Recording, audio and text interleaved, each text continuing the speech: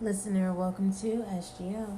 That's right, spiritual guiding light. Hey, um, all I can do is just be real with you. At this point, as I'm going through my transformations, like literally, I have my ups, I have my downs, I have my moments. You know what I mean? Sometimes I'm sad, not depressed, but sometimes I get sad because I disappoint myself.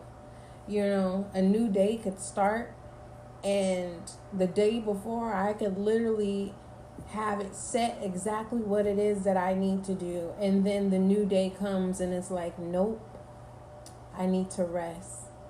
When I tell you that for 13 years I didn't get no rest, okay, and I finally have an opportunity to be able to rest, and I got comfortable in that rest. So I wanted to do a reading for you. So rest assured that you are going to be able to jump back. You're going to get out of this resting stage. You are going to, but you have to believe it. All right. And it's something about the mind itself can make us tired. I can tell you it drains me of thinking about all the things that I need to do for the next day. And then when the day comes, it's like, no, I'll do it tomorrow. I'll hold it off. I'll keep holding it off. And then I realize that a whole month done passed by, 3 months done passed by. It's just as simple as I haven't been into the gym. I've only been into the gym twice this new year. Not only am I putting in an investment for physical fitness, but I'm not practicing it. So it's like there is this thing in the collective where it's like, if you're not going to put in the dedication, then don't do it. All right. It's like you ask the universe, all right. It's like, and then they make it to where the smallest things are available to you. And then when you get those things, it's like there is this overwhelming feeling of being stuck. And it's not with intention. It's this way of trying to figure out, of trying to get unstuck. So yeah, you're getting unstuck. And getting unstuck is uncomfortable. Especially when you have to figure out how to get unstuck independently. I was just having a brief conversation about telling someone that they were brave, right? Of having to still be open to step out regardless of disappointment, and still be open to experience of allowing people in. All right. So I want you to be brave.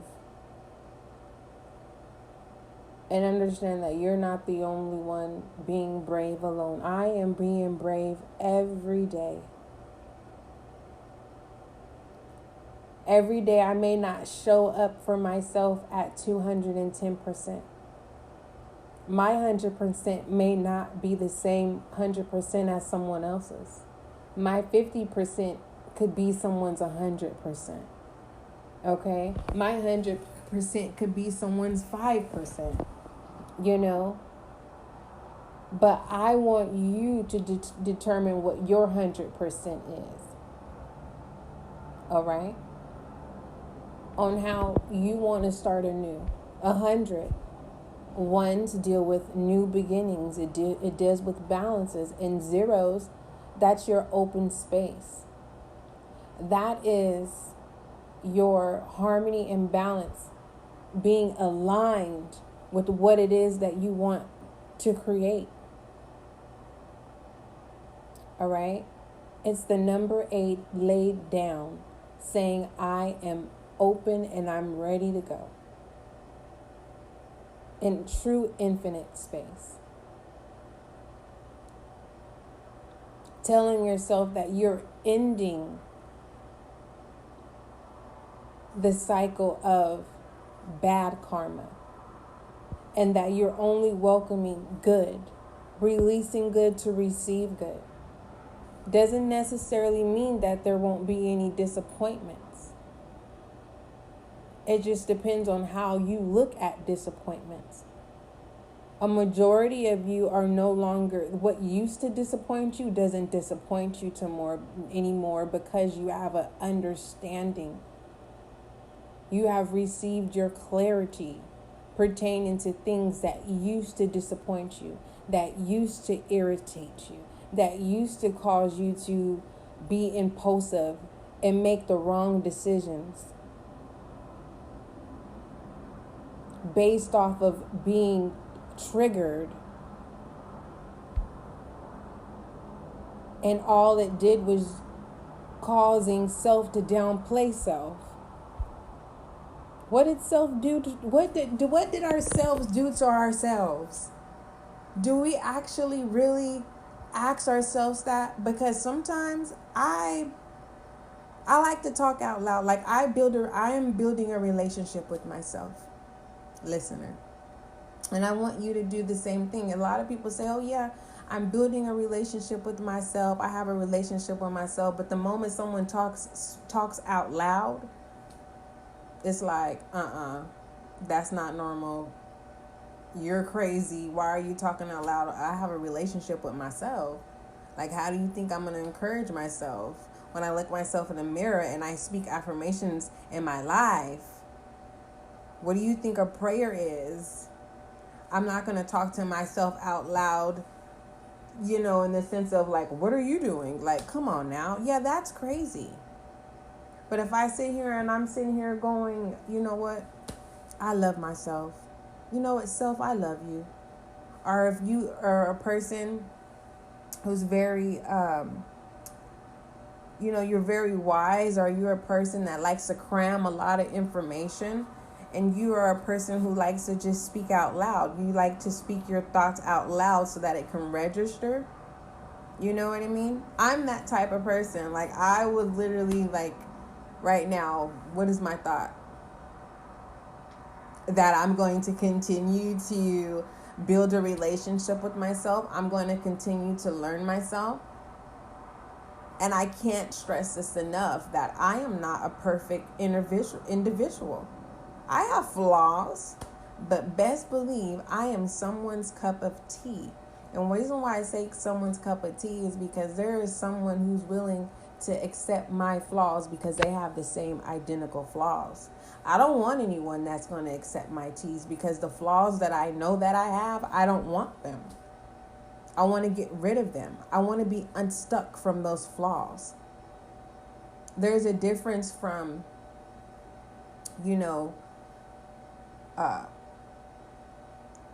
creating yourself of being stuck than being stuck in a situation and you're truly trying to get out.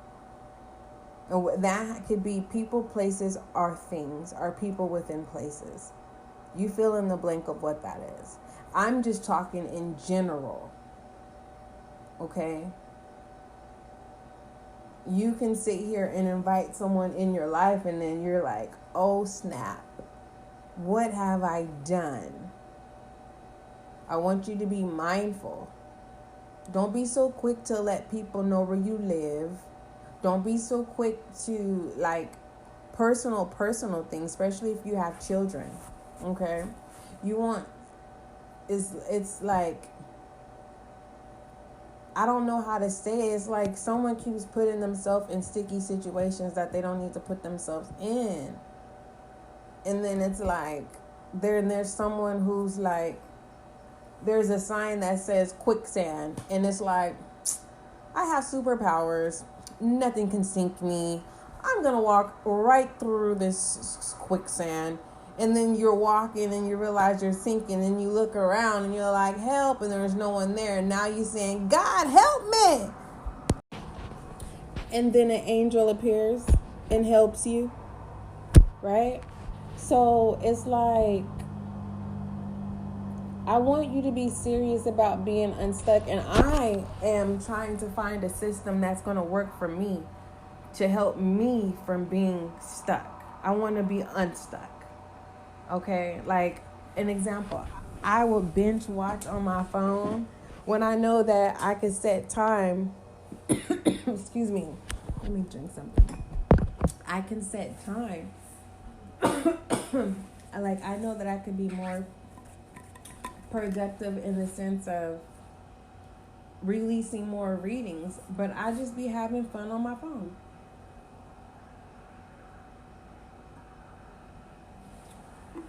And I have to be, it's not about being vulnerable, it's about being honest. But sometimes you can't be honest with everybody. Meaning, I'm not telling you to be a liar. I'm telling you, you don't have to be that open. Okay? Sometimes you don't have to always, because I had that habit, you know. I feel like if I'm like above honest, that I don't have to worry about the extras. And being too honest will cause, friction with other people. Okay? Or it will cause a sense of your own self-manipulation. You can manipulate yourself, you know. Sometimes we can believe one thing and not be open to anything else. Okay? So I want you to write down, you know, why you want to be unstuck. And also identify some things. If you can think of 2 things, you know, what are you doing that's preventing you from moving forward? From that's preventing you from being a better version of you. Things that you want to change, the way you want to do it. Okay? Don't forget, love is kind, love is gentle. And that, my friend, is you and I.